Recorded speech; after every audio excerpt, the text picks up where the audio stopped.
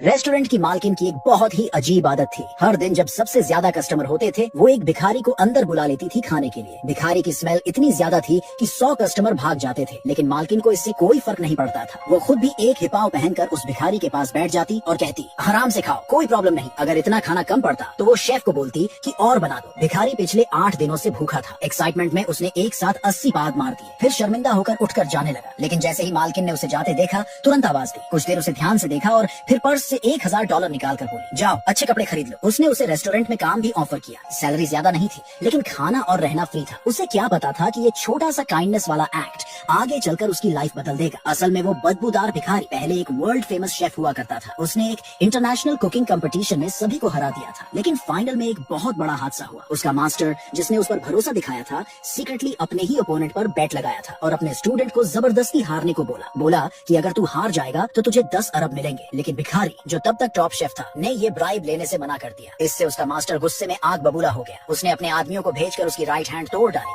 ताकि वो दोबारा कभी खाना न बना सके। और इतना ही नहीं, उसकी माँ का दिया हुआ लकी चार्म भी छीन लिया और उसी से उसे धमकी दी। मजबूरी में भिखारी को फाइनल में जानबूझकर एक सिंपल सा एग फ्राइड राइस चलाकर हारना पड़ा। लेकिन इसके बाद भी उसका मास्टर नहीं रुका। उसने उसकी हाथ को पूरी तरह से बर्बाद करवा दिया ताकि वो दोबारा शेफ बनने का सपना भी न देख सके। तब से वो भिखारी सड़कों पर जैसे तैसे पेट भरने के लिए जी रहा था। अक्सर वो रेस्टोरेंट्स में बस कुछ छांव या बचा हुआ खाना ढूंढने घुस जाया करता था। वेटर उसे बहुत घटिया नजरों से देखते थे, लेकिन मालकिन ने कभी उसे बाहर नहीं निकाला। उल्टा एक दिन तो उसे बर्तन धोने का काम भी दे दिया। एक दिन रेस्टोरेंट पूरा भरा हुआ था कस्टमर से, लेकिन हेड शेफ ने काम करने से मना कर दिया। उसने धमकी दी कि अगर उसकी सैलरी में हर महीने $3000 एक्स्ट्रा नहीं मिले तो वो रिजाइन कर देगा। मालकिन ने साफ मना कर दिया और उसकी जगह अपने ट्रेनी को किचन में भेजा। लेकिन जैसे ही खाने की प्लेट्स सर्व की गई, कस्टमर नाराज हो गए। खाना बहुत बेकार था। पूरे रेस्टोरेंट में अफरा तफरी मच गई और गुस्से में सारे कस्टमर चले गए। तब मालकिन को एहसास हुआ कि प्रॉब्लम कितनी बड़ी है। उसे पता था कि हेड शेफ जानबूझ के ऐसा कर रहा है, लेकिन फिर भी वो उसके आगे झुकी नहीं। उसने कहा, मैं रेस्टोरेंट बंद कर दूंगी, लेकिन ऐसे चीटर इंसान को सपोर्ट नहीं करूंगी। इसी बीच एक फेमस माफिया रेस्टोरेंट में आया। उसने पूरा रेस्टोरेंट बुक करने की डिमांड की